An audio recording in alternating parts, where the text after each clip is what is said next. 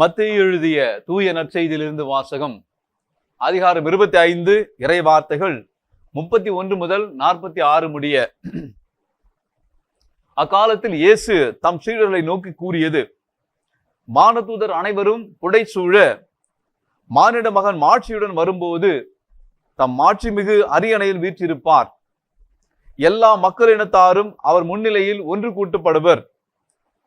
ஓர் ஆயர் செம்மறி ஆடுகளையும் வெள்ளாடுகளையும் வெவ்வேறாக பிரித்து செம்மறி ஆடுகளை வலப்பக்கத்திலும் வெள்ளாடுகளை இடப்பக்கத்திலும் நிறுத்துவது போல் அம்மக்களை அவர் வெவ்வேறாக பிரித்து நிறுத்துவார். பின்பு அரியணையில் வீற்றிருக்கும் அரசர் தம் வலப்பக்கத்தில் உள்ளோரை பார்த்து, என் தந்தையிடமிருந்து ஆசி பெற்றவர்களே, வாருங்கள், உலகம் தோன்றியது முதல் உங்களுக்காக ஏற்பாடு செய்யப்பட்டிருக்கும் ஆட்சியை உரிமை பேராக பெற்றுக்கொள்ளுங்கள். ஏனெனில் நான் பசியாயிருந்தேன், நீங்கள் உணவு கொடுத்தீர்கள். நான் தாகமாயிருந்தேன், என் தாகத்தை தணித்தீர்கள். அந்நியனாக இருந்தேன், என்னை ஏற்றுக்கொண்டீர்கள். நான் ஆடையின்றி இருந்தேன், நீங்கள் எனக்கு ஆடை அணிவித்தீர்கள். நோயுற்றிருந்தேன், என்னை கவனித்துக் கொண்டீர்கள். சிறையில் இருந்தேன், என்னை தேடி வந்தீர்கள் என்பார். அதற்கு நேர்மையாளர், ஆண்டவரே, எப்பொழுது உம்மை பசியுள்ளவராக கண்டு உணவளித்தோம், அல்லது தாகமுள்ளவராக கண்டு உமது தாகத்தை தணித்தோம்?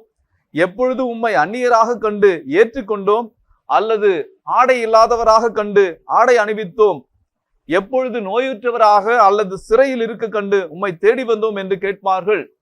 அதற்கு அரசர், மிக சிறியோராகிய என் சகோதர சகோதரிகளில் ஒருவருக்கு நீங்கள் செய்ததை எல்லாம் எனக்கே செய்தீர்கள் என உறுதியாக உங்களுக்கு சொல்லுகிறேன் என பதிலளிப்பார். பின்பு இடப்பக்கத்தில் உள்ளோரை பார்த்து, சபிக்கப்பட்டவர்களே, என்னிடமிருந்து அகன்று போவுங்கள். அலகைக்கும் அதன் தூதருக்கும் ஏற்பாடு செய்யப்பட்டிருக்கிற என்றும் அணையாத நெருப்புக்குள் செல்லுங்கள். ஏனெனில் நான் பசியாயிருந்தேன், நீங்கள் எனக்கு உணவு கொடுக்கவில்லை. தாகமாயிருந்தேன், என் தாகத்தை தணிக்கவில்லை. நான் அந்நியனாயிருந்தேன், நீங்கள் என்னை ஏற்றுக்கொள்ளவில்லை. ஆடையின்றி இருந்தேன், நீங்கள் எனக்கு ஆடை அளிக்கவில்லை. நோயுற்றிருந்தேன், சிறையில் இருந்தேன், என்னை கவனித்துக் கொள்ளவில்லை என்பார். அதற்கு அவர்கள், ஆண்டவரே, எப்பொழுது நீர் பசியாகவோ தாகமாகவோ அந்நியராகவோ ஆடையின்றியோ நோயுற்றோ சிறையிலோ இருக்க கண்டு உமக்கு தொண்டு செய்யாதிருந்தோம் என கேட்பார்கள். அப்பொழுது அவர், மிக சிறியோராகிய இவர்களில் ஒருவருக்கு நீங்கள் எதையெல்லாம் செய்யவில்லையோ அதை எனக்கும் செய்யவில்லை என உறுதியாக உங்களுக்கு சொல்லுகிறேன் என பதிலளிப்பார்.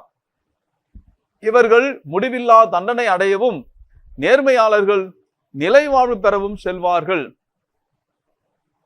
ஆண்டவரின் அருள்வாக்கு. கிறிஸ்துவே உமக்கு புகழ். பிரியமான சகோதர சகோதரிகளே, இந்த தவ காலத்திலே நாம் செய்யக்கூடிய எல்லா தவ காரியங்களும் தர்மங்களும் நாம் யாருக்கு செய்கிறோம் என்றால் இயேசுவுக்கே செய்கிறோம்.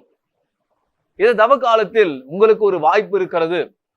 கடவுளை காண்பதற்கான ஒரு வாய்ப்பு, இயேசுவை முகமுகமாக பார்ப்பதற்கான ஒரு வாய்ப்பு. எல்லோருக்கும் ஒரே ஆவல், எப்படி நாம் இயேசுவை பார்ப்பது?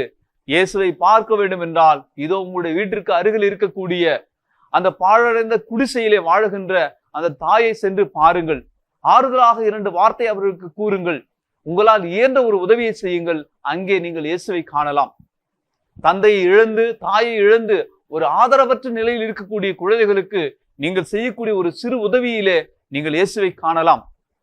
ஏனென்றால் ஆண்டவர் இயேசு கிறிஸ்து கூறுகிறார், எவற்றையெல்லாம் நீங்கள் இந்த சின்னம் சிறிய சகோதர சகோதரிகளுக்கு செய்தீர்களோ அவற்றையெல்லாம் எனக்கே செய்தீர்கள்.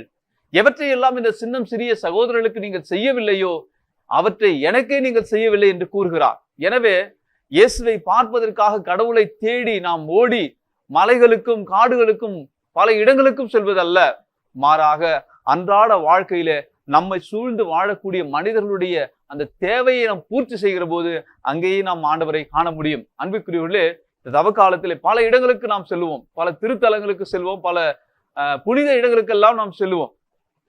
அவ்வாறு சென்றாலுமே கூட அந்த செயல்பாடுகள் நம்மை தூண்ட வேண்டும், எதற்கு நம்மை அழைக்க வேண்டும் என்றால் நம்மை சூழ்ந்து வாழ்கின்ற நம்முடைய அருகில் இருக்கக்கூடியவர்களுக்கு நாம் குறிப்பாக தேவையில் இருப்பவர்களுக்கு நாம் உதவி செய்ய வேண்டும். அன்புக்குரியவர்களே, தேவையில் இருப்பவர்கள் என்றால் நாம் ஒரு உதவியை செய்கிற போது அதில் மீண்டும் நமக்கு ஆதாயம் கிடைக்கும், திரும்ப நமக்கு உதவி செய்வார்கள் என்ற ஒரு எதிர்பார்ப்போடு செய்வது உண்மையான ஒரு உதவியாக இருக்க முடியாது. மாறாக எதிர்பார்ப்பு இல்லாத ஒரு உதவியாக, அவர்களால் மீண்டுமாக நமக்கு பிரதிபலன் செய்ய முடியாவிட்டாலும் கூட அவளுக்கு நாம் உதவி செய்ய வேண்டும். இவ்வாறு உதவி செய்கிற போது அந்த உதவிக்கு கைமாறி யாரிடமிருந்து வரும் என்றால் கடவுளிடமிருந்து வரும். ஆண்டவர் கூறுகிறார், அந்த கடைசி தீர்ப்பின் போது எல்லாரையும் ஒன்றாக நிற்க வைத்து அவரவர்கள் செய்ய காரியங்களை அவர் அங்கே வெளிப்படுத்துவார். அதே போன்று அவர்கள் செய்யாத விடுத்த காரியங்களையும் அங்கே வெளிப்படுத்துவார். எனவே நம்மை சூழ்ந்து வாழ்கின்ற சகோதர சகோதரிகளுக்கு நாம் செய்யக்கூடிய சிறு உதவியாக இருக்கலாம், அது உணவாக இருக்கலாம், உடையாக இருக்கலாம், பொருள் உதவியாக இருக்கலாம், ஆறுதலான ஒரு வார்த்தையாக இருக்கலாம்.